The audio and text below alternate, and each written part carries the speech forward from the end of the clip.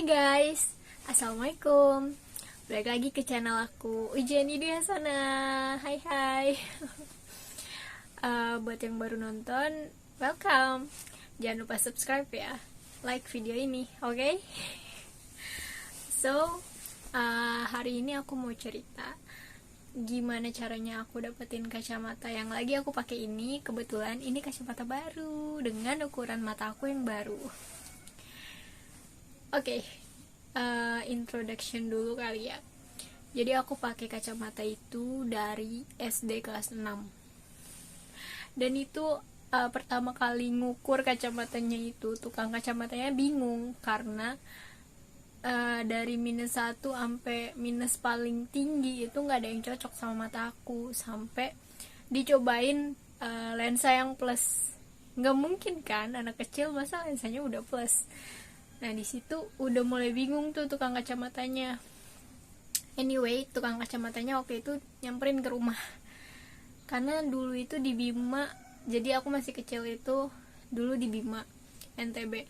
Nah waktu itu dari rumah aku ke optik itu jauh, karena rumah aku di kabupaten, optiknya itu ada di kota. Nah makanya manggil lah tukang kacamata keliling. Nah udah tuh datang ke rumah.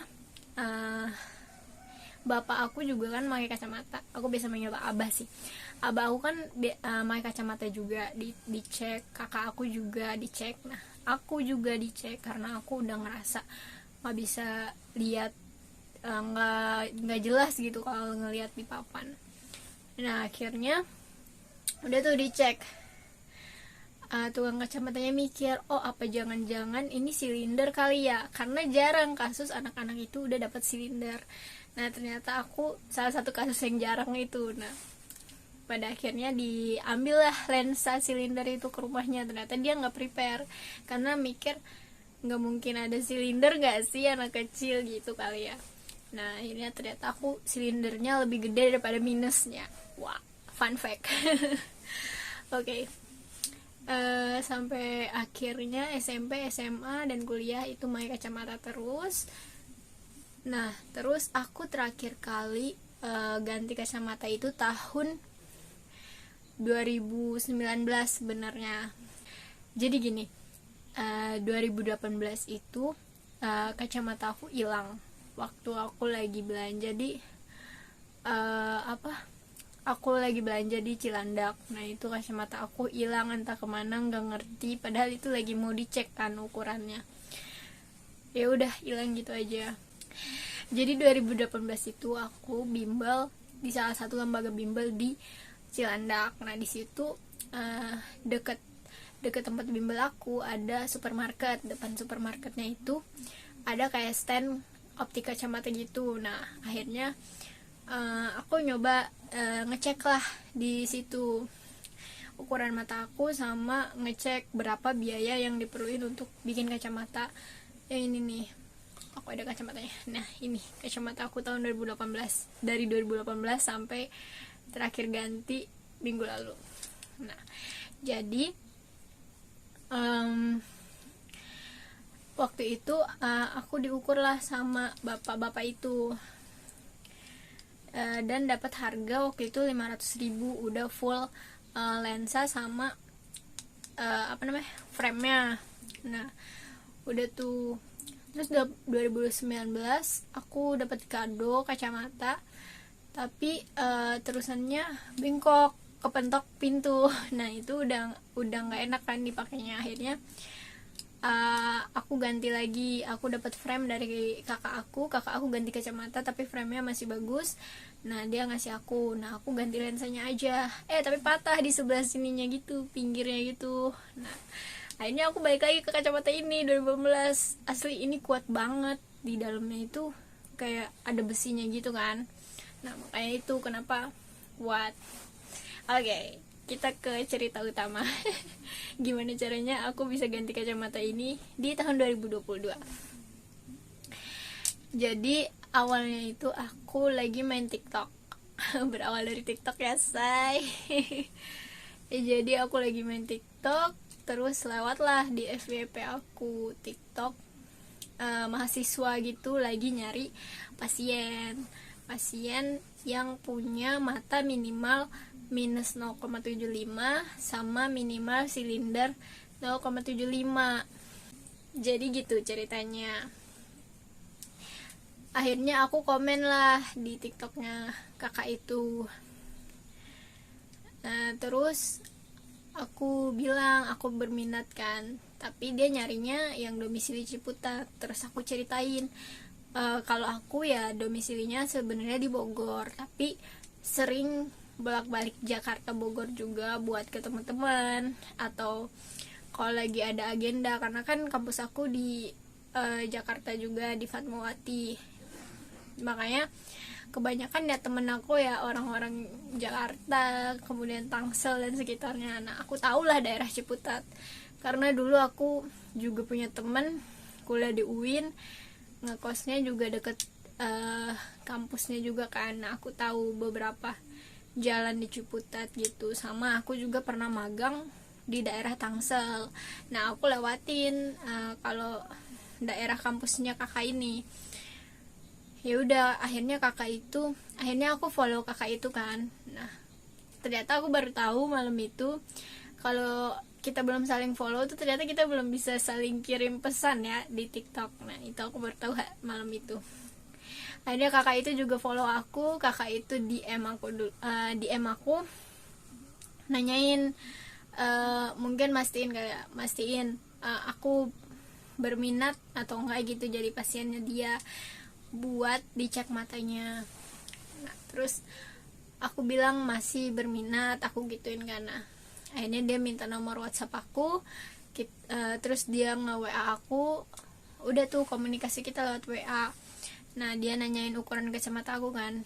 Nah aku tuh nggak hafal kan ukuran kacamata aku, apalagi itu 2018 udah lama banget.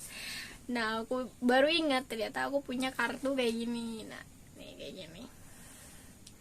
Oke.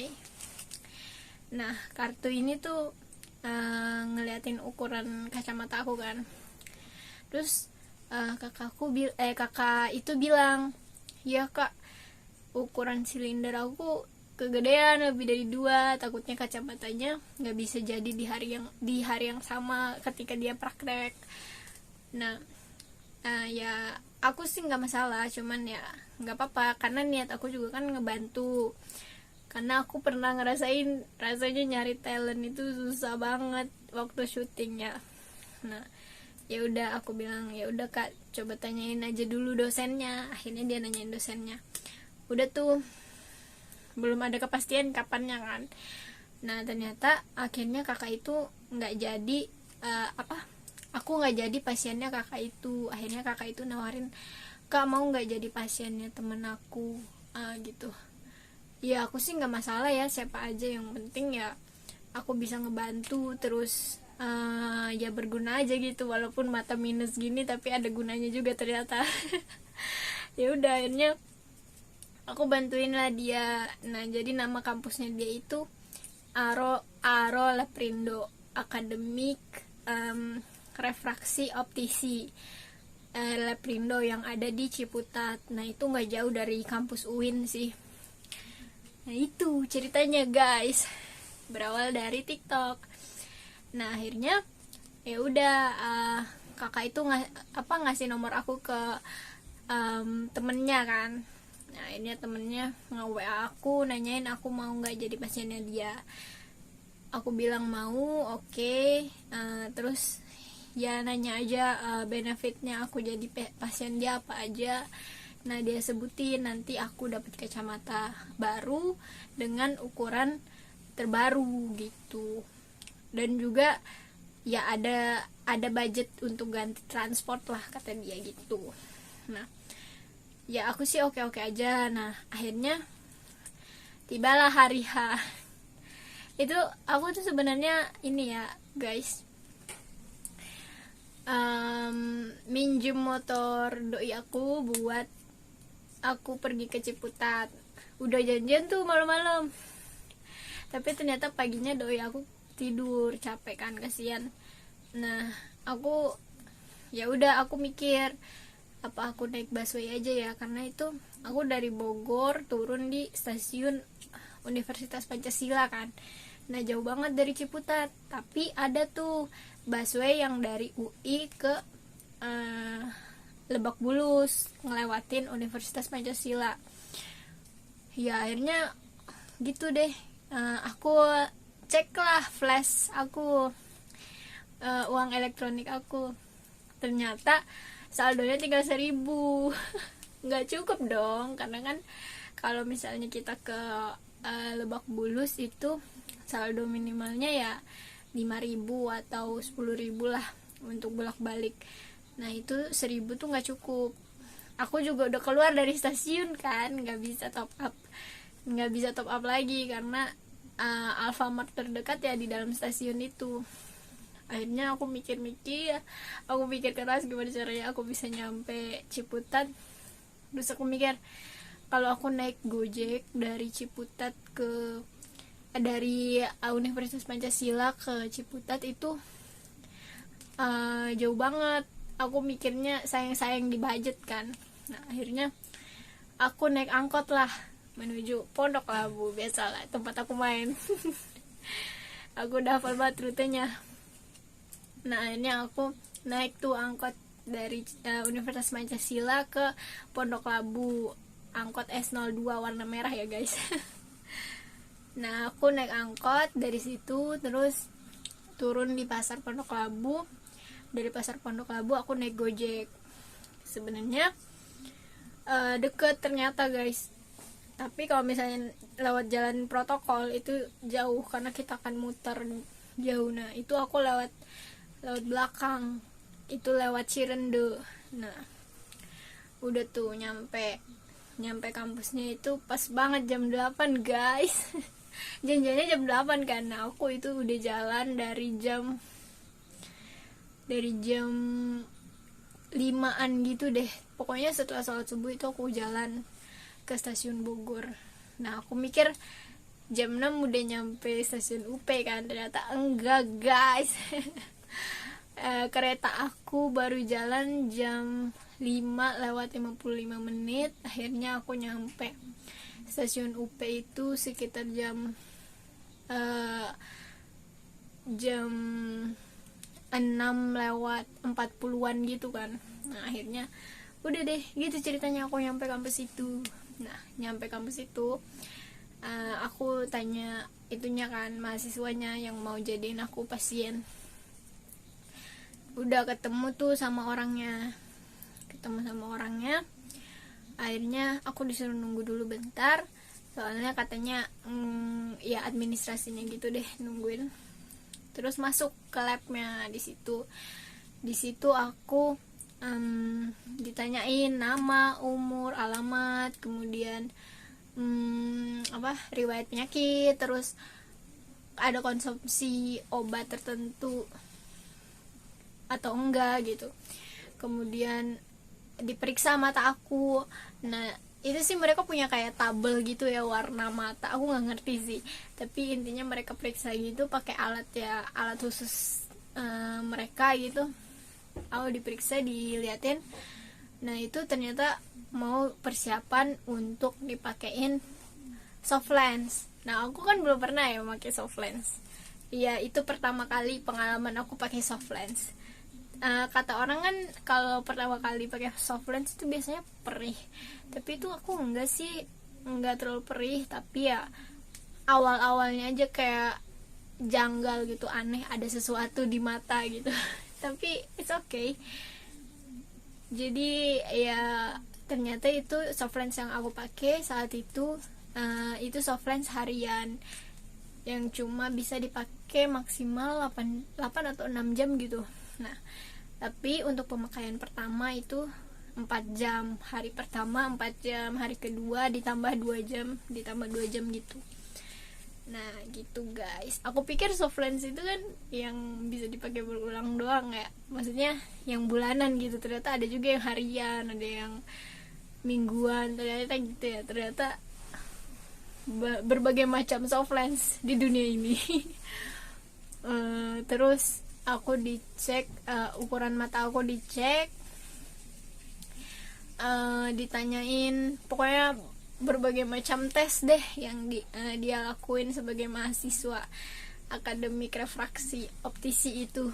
Nah, terus dicek juga buta warna, dicek kejulingan, dicek mata dominan aku yang mana, sampai dicek berulang kali itu ukuran kacamata aku untuk mastiin. Nah, akhirnya dapatlah kacamata ini. Jadi gitu guys, cerita gimana aku bisa dapetin kacamata ini. Semoga bermanfaat. Oh iya, aku dapat kotaknya juga. Ini sama lapnya. Tuh ada tulisannya.